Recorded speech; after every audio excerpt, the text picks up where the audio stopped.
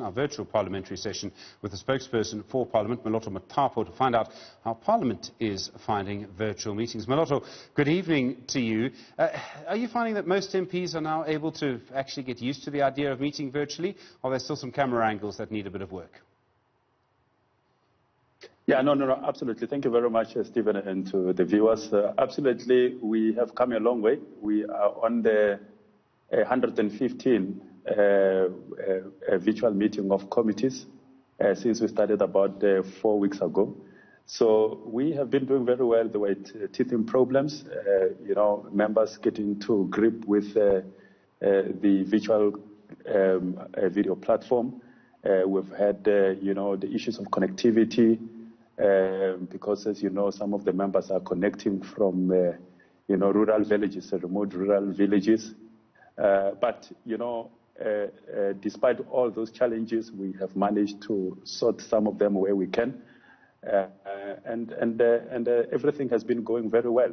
All these meetings have been successful. Parliament has been able to conduct oversight over the executive, particularly with regard to the executive's implementation of the COVID-19 response. There have been one or two situations where meetings have been hacked. People have been putting all sorts of things on. Have you got the security sorted out now? Well, these kind of platforms, they come with their own risks.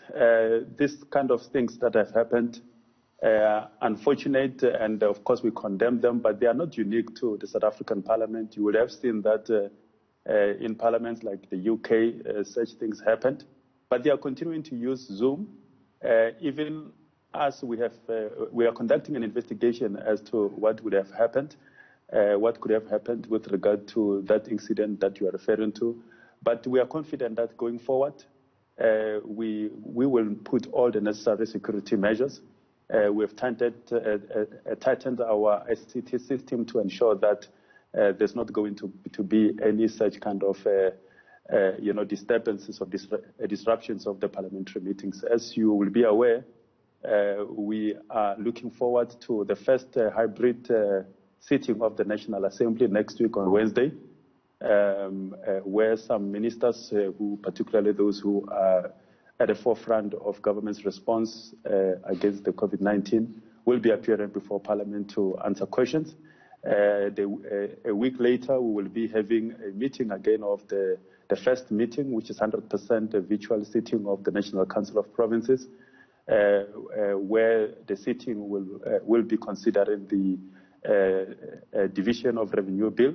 So all these matters, we are ready. We are, we've put in place all the systems to ensure that these meetings are successful. I mean, one of the things about Parliament is there are all sorts of rules about attendance. So, for example, you have to have a quorum, you have to have a certain number of people in the actual assembly to make sure that certain votes can happen.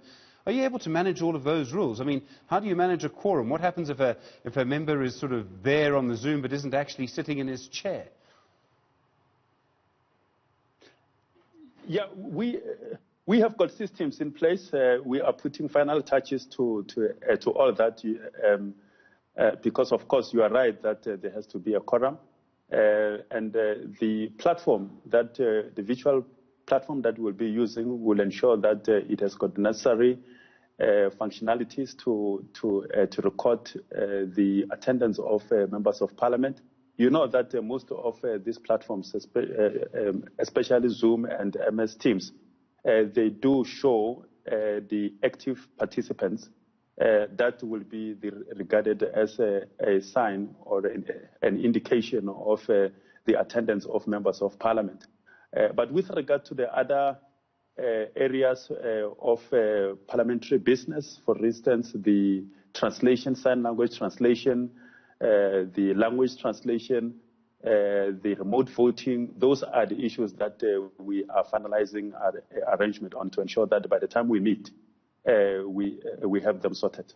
And Moloto, I mean, there used to be a debate about whether Parliament should leave Cape Town, whether it should move to Gauteng. I get the sense that debate is null and void now. It doesn't matter. Well, that debate has been there since 1994. And it will continue because it is a matter that is Parliament is dealing with. As you would have heard the National Assembly Speaker during this morning's program committee, the program committee dealt with that as a proposal from the economic freedom fighters.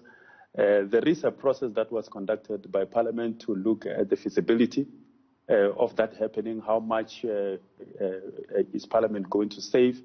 What will be the socio-economic impact on both where Parliament is supposed to be and Cape Town, where it is currently is, of such a move? And once it's not an overnight process. Once such a process has been, comprehensively dealt with, Parliament will be able to come, of course, with government because it is affected, and they give South Africans an indication as to what is the way forward. Moloto Mothapo, I do appreciate the time. Thank you very much indeed, the spokesperson there of Parliament.